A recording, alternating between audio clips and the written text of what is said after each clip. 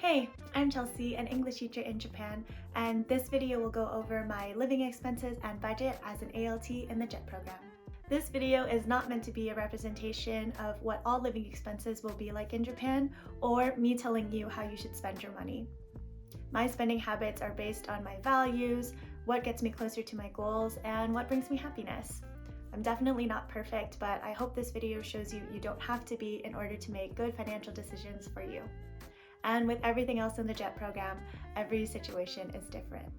I'll leave some resources in the description box of books and tools that have been helpful for me as I've gone through my financial literacy journey.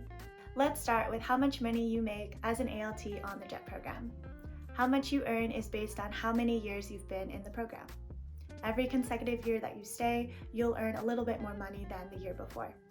These figures are based on when I started my contract in 2021.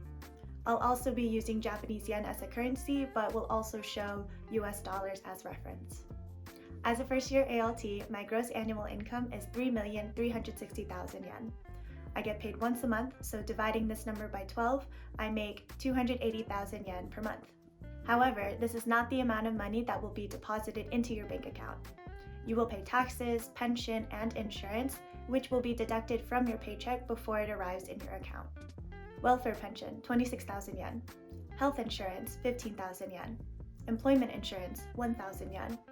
Income tax, 6,500 yen. Some of these numbers vary on my pay stubs, so I round up and estimate that my take-home pay is 230,000 yen. This is the starting number for our budget. Now that we've covered income, let's talk about expenses. I've divided this part of the video into 5 categories based on how I organize my budget. Living expenses, monthly expenses, my savings goals, true expenses, and fun discretionary spending. When I get paid, the first thing I'll do is update my budgeting app and allocate money into these different categories. Then I'll visit the ATM for 2 reasons. The first is to update my bank book and to see if any bills were withdrawn from my account so I can update those numbers in my budgeting app. The second is to withdraw cash for my daily spending and for my savings envelope. On to the first category, which is living expenses. For many JETs, your housing costs may be subsidized by your contracting organization, which is either your school or Board of Education. Keep in mind that housing costs vary based on your placement. Living in the city tends to be more expensive than living in a rural area. It can also depend on the size of your living space. In my case, I live in a rural part of Kagoshima Prefecture, and my contracting organization subsidized my entire apartment, which means I don't pay any rent. I have a 1 LDK, which is a bedroom, bathroom, living room, and a shared kitchen dining space. Utilities like electricity, water, gas, and trash typically vary in price based on usage. Here's the average of what I've been spending over the last 3 months. Electricity, 3,000 yen. Gas, 3,000 yen. Water, 3,000 yen. And I don't pay anything for trash. Home internet and phone bills vary based on what you need and personally use. I use my phone's data plan as a hotspot while I'm at school so I can connect to the internet, so I opted for a higher gigabyte plan. I could probably switch plans to save some money. Internet, 3,000 yen. Phone, 4,500 yen. For my car, I'm leasing a used car from a local car shop. I saved up the money for a car prior to coming to Japan, which was 2,000 US dollars, so the car payments aren't coming out of my paychecks at the moment, but they eventually will. I'll include the numbers in this breakdown for your reference. Car payment, 19,000 yen. Total cost of living expenses, 35,500 yen. The next category is for other monthly expenses. I take weekly Japanese lessons with a private teacher, and each lesson costs 1,500 yen, so I estimate 6,000 yen in a month. I get kyushoku, or school lunch, every day that I go to school, and the meals cost 250 yen or less. I budget 5,000 yen for the month. Other expenses include subscriptions to Amazon Prime, Spotify, and Epidemic Sound. I paid for the annual fee for Prime upfront, which was 4,900 yen, but I'm also putting aside 410 yen for next year's subscription. Spotify, 500 yen. Epidemic Sound, 1,800 yen. Total cost for other monthly expenses, 13,710 yen. I have 2 areas that I'm actively saving money towards. The first is my travel fund, which I use for transportation and accommodation costs like hotels, Shinkansen tickets, and flight tickets.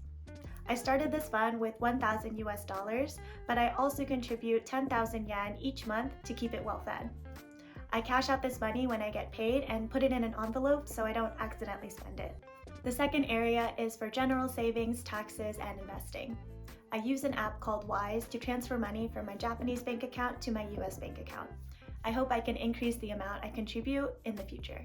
Travel, 10,000 yen. General savings, 40,000 yen. Total cost of savings, 50,000 yen. Next category is for true expenses, which are living expenses like food and gas that vary month to month based on my spending habits. I split my food expenses into two different categories, groceries and dining out. Getting pre-made meals at grocery stores or convenience stores, also known as konbinis, is quite affordable and not as unhealthy as it is back home. Buying produce that's in season is also affordable. Honestly, this really varies based on how busy I am and how willing I am to cook. I also really enjoy exploring new places for food and finding out what food is famous in Kokushima, so I don't want to limit myself in having those experiences so long as I'm being mindful of how I'm spending money overall. Groceries, 15,000 yen.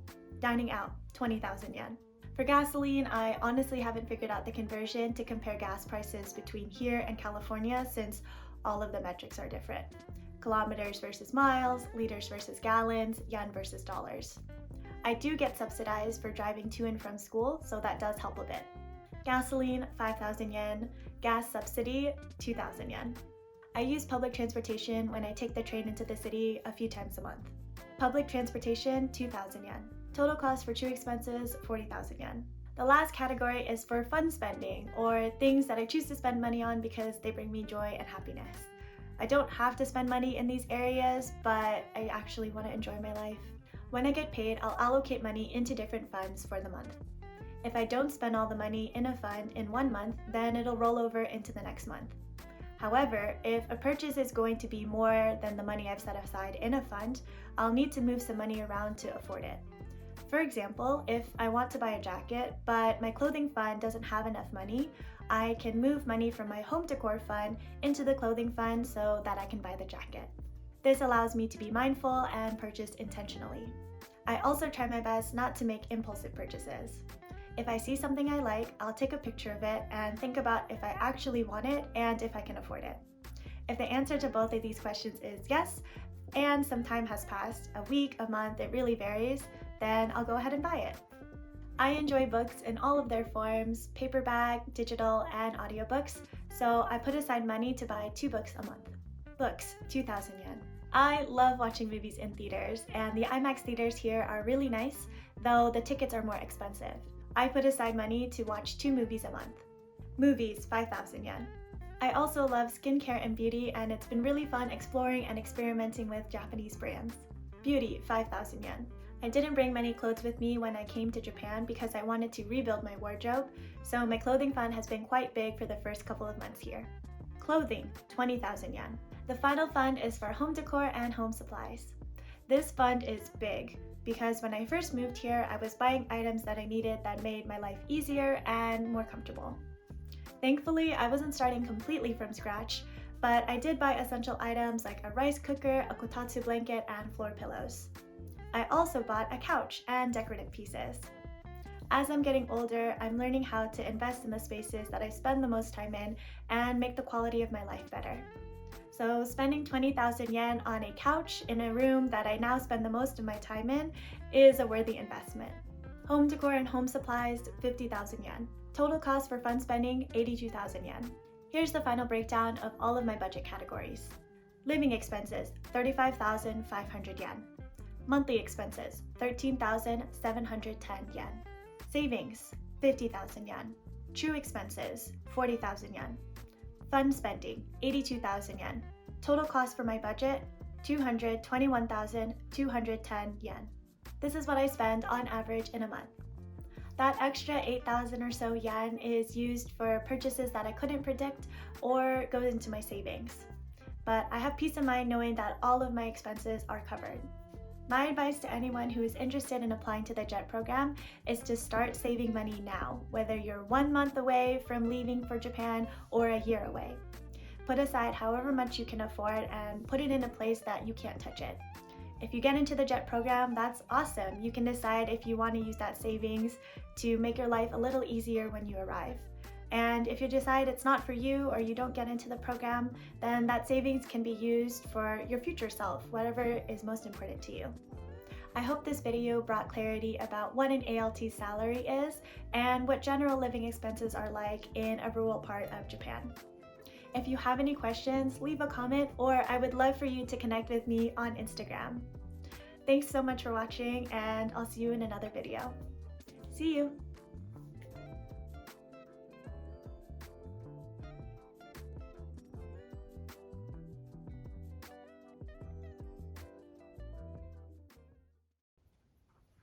I just want to see if I'm still recording.